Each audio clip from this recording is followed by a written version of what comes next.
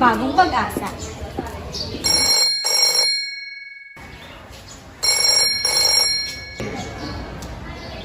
Hello, mahal. Nandito na ako sa school. Napatawag ka.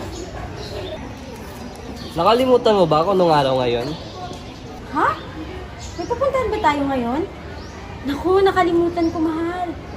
Alam mo naman, di ba? Sobrang busy sa school. May basketball kami ngayon. Nangako ka last time na pupunta ka dahil nung karaan di ka nakapunta. Pero ano, Pasensya ka na, mahal, ha? Alam mo naman na kailangan ako ng mga estudyante ko, di ba? Pero huwag kang mag-alala. Babawi ako next time. Jollibee tayo? Okay ba yon? huwag ka na lang mangako.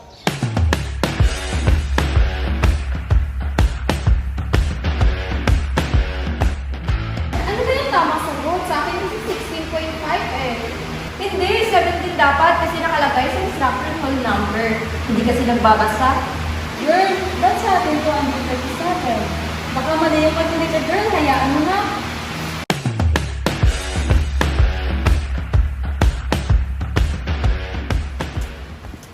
Good morning, class! Good morning, ma'am! Okay, class. So, kamusta yung exam? Nakasagot na ng maayos? Nakakagutom ko yung exam, ma'am. Ay, sos, kayo pa. Kaya-kaya mo yan. Okay, so now, answer this, your next exam.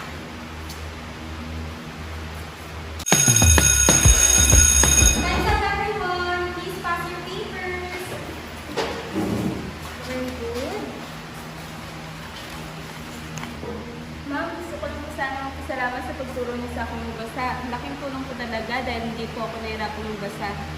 Nakakatuwa namang marinig yan. Basta tandaan mo, mag-aral ka ng mabuti at magsumikap, okay? Yes po, ma'am. Salamat po ulit.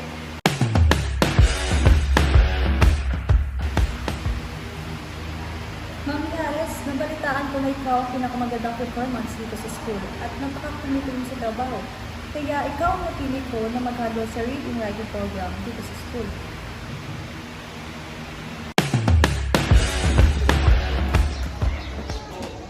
Mahal, pasensya ka na. Pinatawag pa kasi ako ni principal sa office eh. I'll be flying in New York in 2 weeks. If you wanna get still married, then come with me. I know you get a nice job there, mahal. What? Bakit ngayon mo sa akin sinasabi to? For how long have you been planning this without me knowing? Bakit? May oras ka ba? Wala naman, di ba? Kahit ngayon, kailangan ko pa mag-antay ng isang oras para makausap ka lang. So that's why you decided to leave. Para ano? Para ilayo mo ko sa trabaho ko? That's selfish! You're the one who's selfish. You would rather spend time here in school than going dates on me. Mahal, you know how much love I have for my job. Mahal ko ang eskwelahan na ito, mahal ko ang mga estudyante ko, at mahal ko ang pagtuturo. Eh ako, mahal mo ba ako? I know I'll never love this way again, so I keep holding on.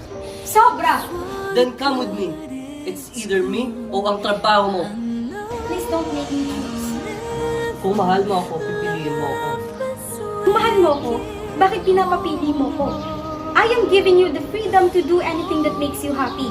Pero bakit hindi mo yun may bigay sa akin? I'm sorry, pero hindi ko ipagpapalit ang pagtuturo para lang sa makasariling pagmamahal mo.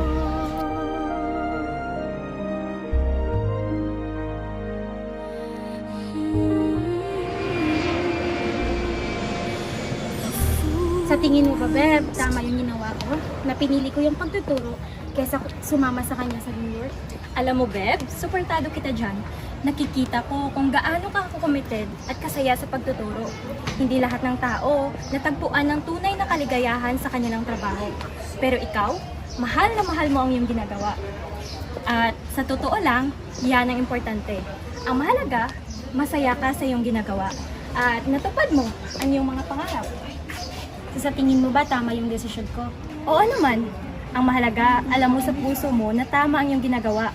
At nakita ko kung paano ka magturo at mag-alaga sa iyong mga estudyante. Hindi lahat ng tao kayang gawin yan.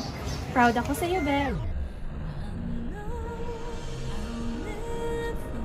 Love this way again, hold on. Mga bata, may bago kayong kaklase. Siya si Mark. Welcome natin siya. Magandang umaga sa inyong lahat.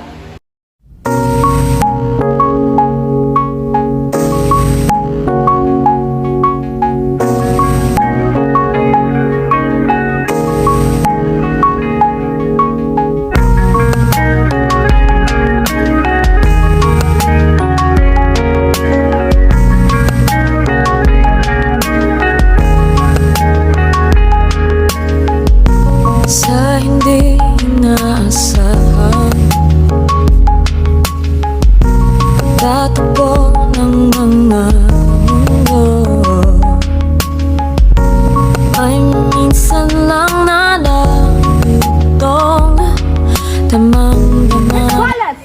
Go to my office now! Hindi. Hindi ito tama. Naalala kong Article 8, Section 7. Kailangan ko maging professional. Hindi ako dapat ma-inlove sa estudyante ko. Oo, gwapo siya, pero hanggang dito na lang.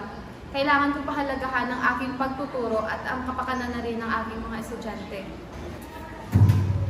Okay, Mark, please take your seat. Thank you, ma'am.